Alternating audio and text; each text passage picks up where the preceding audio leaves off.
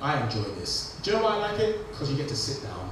As soon as you hit 30, your knees hurt. And I know that's like a bit about me. Recently my birthday. I turned 31, but my hairline turned 81. Does anyone remember that show Fresh Prince of Bel-Air? Yeah. I want to look like Will Smith from Fresh Prince, but now I look like Uncle Phil from Fresh Prince. Here's another one. Does anyone, this is going to show the age, does anyone remember a show called Get Your Own Back?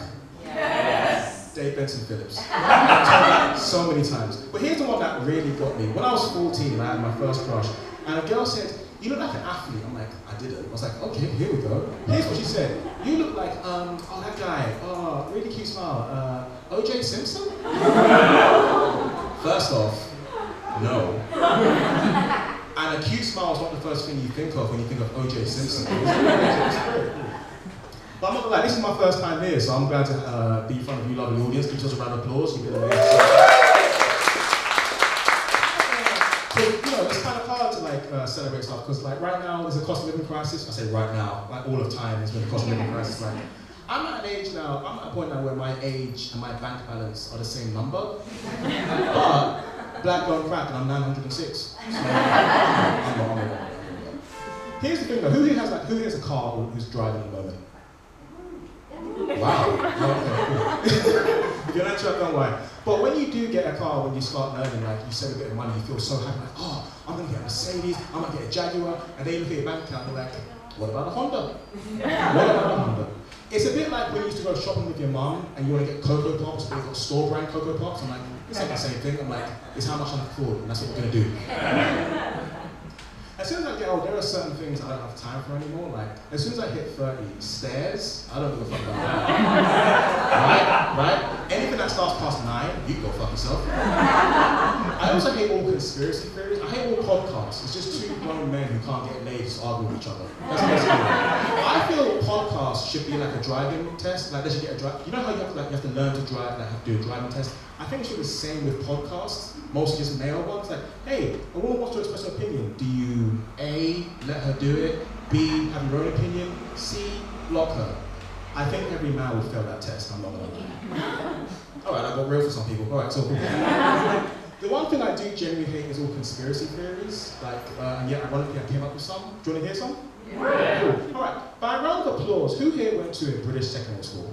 Alright, now keep that applause going if you went to a shit British secondary school. Okay. Is it me, or as soon as you leave your school, they rebuild it like they were waiting for you to leave? I have driven past that place twice, like, solar panels? What is this? A window? God, we didn't have that. And school trips, right now when you see kids, they have high-vis jackets and they're holding hands like they're going to a little construction site, which kind of sounds cute. But in our day, it was a permission slip and good luck. Shit match.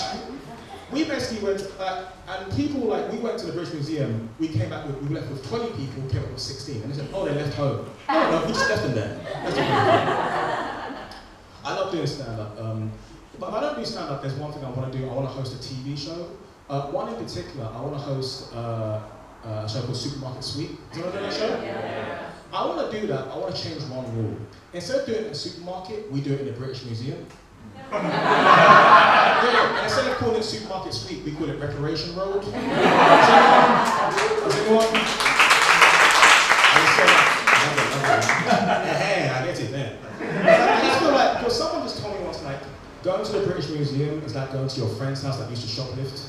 And they'll show you all the stuff they took. Like, I got this from Asda, I got this from Lidl, I got some 14th century Congo, like, it's stuff like that. I only bring it up because there was a news article that someone stole something from the British Museum, and I was like, game recognized again. Like, imagine the phone call you'd have to do as a British Museum, like, hey, someone stole something from us, and it's really, like, we feel really, like, traumatized, all this damage, and the police are like, yeah, that's really tough, like, just a quick question, we do this to everyone. Do you have, like, proof of purchase? And they're like, what's the Latin for finders keepers? Like, in terms of retail, the person who stole it, they wanted to get a refund, but they got store credit. That's basically it. That's a little clever. Yeah, alright, cool. Don't worry, I'm not going to do, like, audience participation, because you know what it feels like with me? It's like when the teacher goes, who haven't we heard from today?